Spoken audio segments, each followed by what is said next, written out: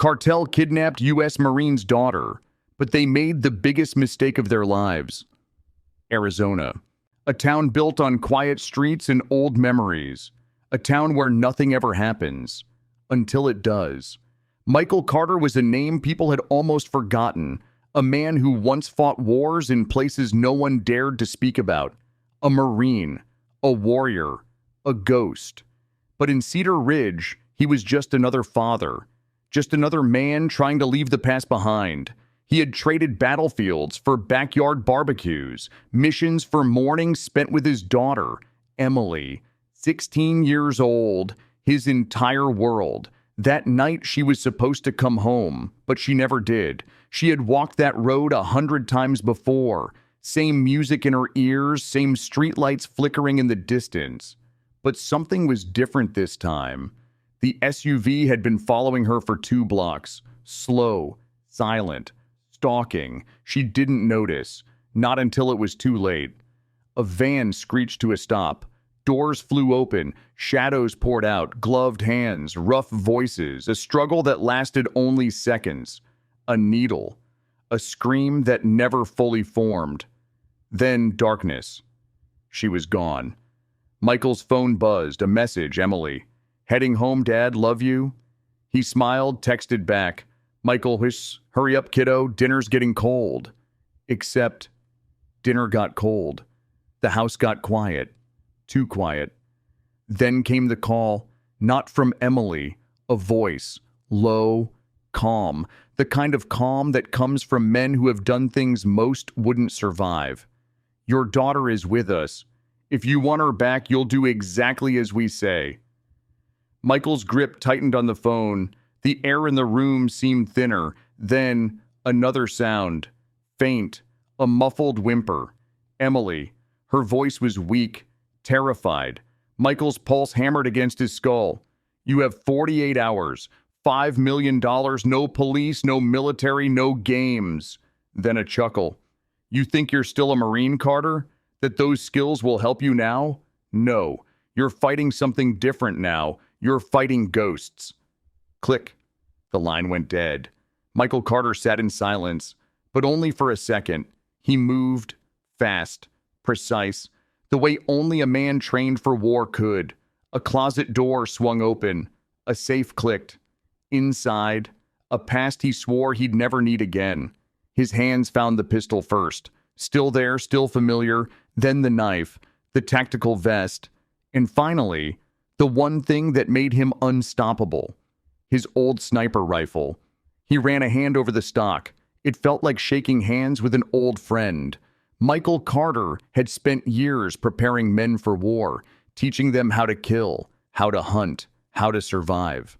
Now that training was coming home. He strapped the vest over his chest, chambered around. Each movement was a promise that whoever took his daughter wouldn't live long enough to regret it. They thought they were hunting her, but they had no idea. They had just become the hunted. There were 2 kinds of men in this world, the kind who wait for someone to save them, and the kind who become the reckoning. Michael Carter had never been the first kind. The moment the call ended, he knew waiting meant death. Emily didn't have 48 hours. She had as long as it took for the cartel to get what they wanted. Then she'd disappear. And Michael wasn't about to let that happen. They thought they had the upper hand. They thought they were ghosts. What they didn't know was that Michael Carter had spent years hunting ghosts. First, the phone. He knew better than to trace the call. Cartels didn't make mistakes like that. But Emily's phone? That was different. A quick search, a backdoor tracking method he had learned in the field. Her last known location appeared on the screen, 2 miles from home, off a rural highway, gone dark at exactly 8:42 p.m.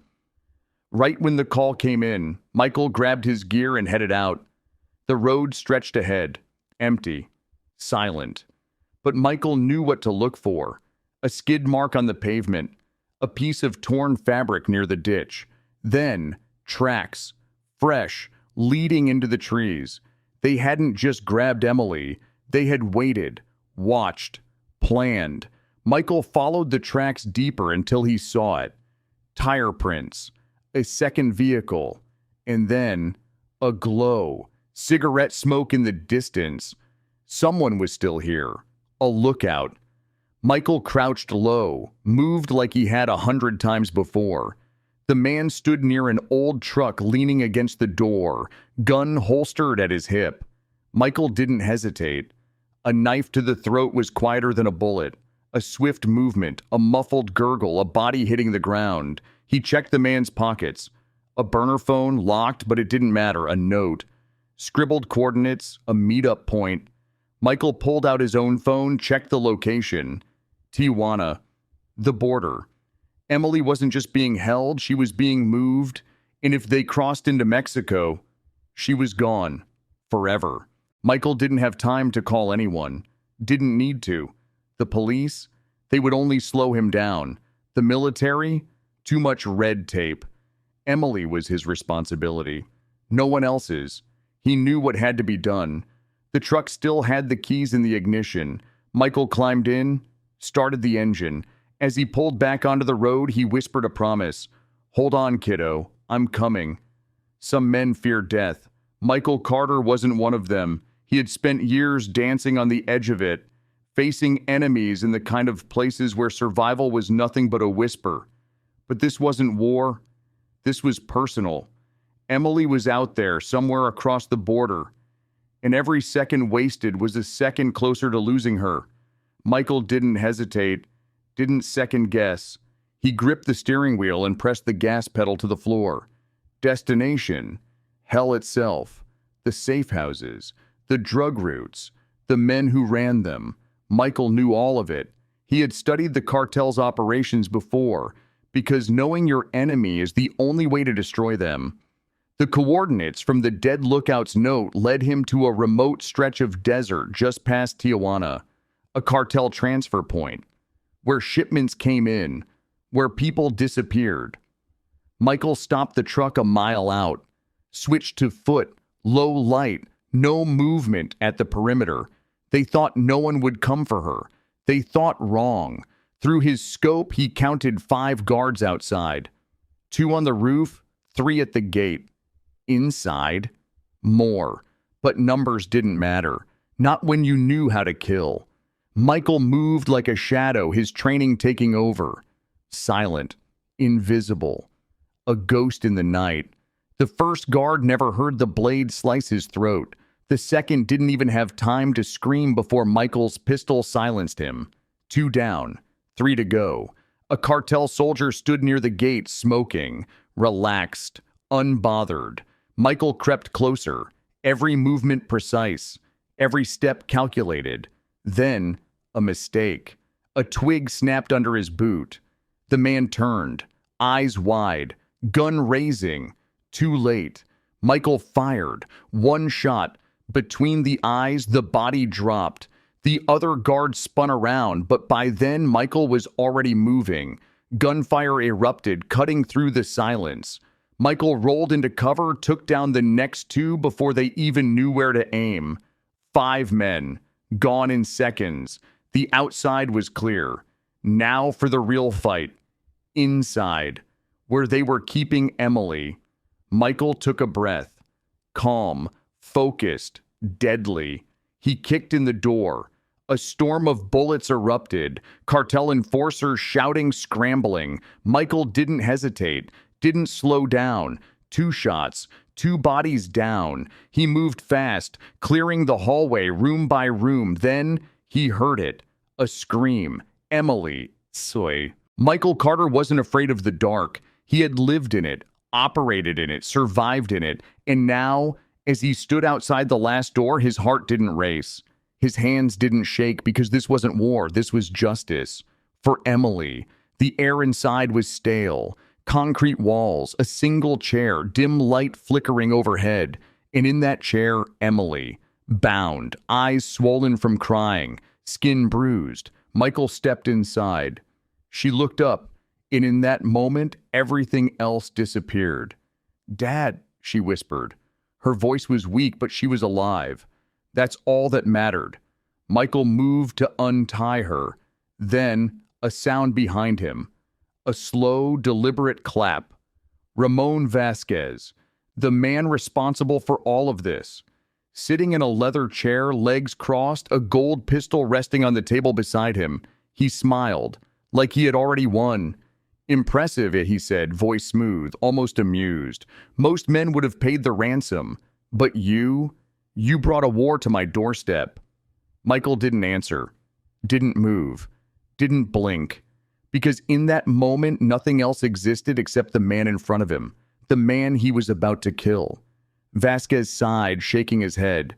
This could have been simple, he said. You could have walked away. Michael moved, fast, a single, sharp motion, gun drawn, finger on the trigger. Vasquez reacted just as fast, dove behind the table, grabbed his gold pistol. The room erupted in gunfire. Two men. One mission. One of them wasn't walking out alive. The walls were shredded. Smoke filled the air. Both guns empty. Now it was fists. Now it was survival. Michael lunged. Vasquez was strong, faster than he looked. They crashed to the ground. A brutal fight. Punches, elbows, a knife flashing in the dark. Michael felt the blade slice his arm. Didn't stop. Didn't hesitate. He grabbed Vasquez by the throat, slamming him against the wall. Vasquez gasped, eyes wide. Michael leaned in, voice low. Dangerous. You took my daughter. He tightened his grip. That was your last mistake. Then one final snap. The fight was over. Michael turned back to Emily, untied her hands, held her close. She sobbed against his chest.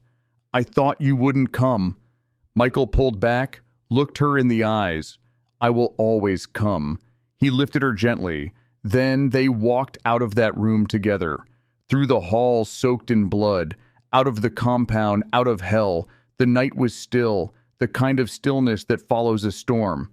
Michael Carter sat behind the wheel, his knuckles white against the steering wheel. Emily sat beside him, wrapped in a blanket, staring out the window. Neither of them spoke, because some things didn't need words. The road stretched ahead, endless and dark. Behind them, Tijuana burned, and Michael knew this wasn't over.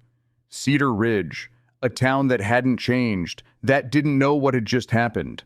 The Carter house looked the same as it did the night Emily was taken, but something was different now.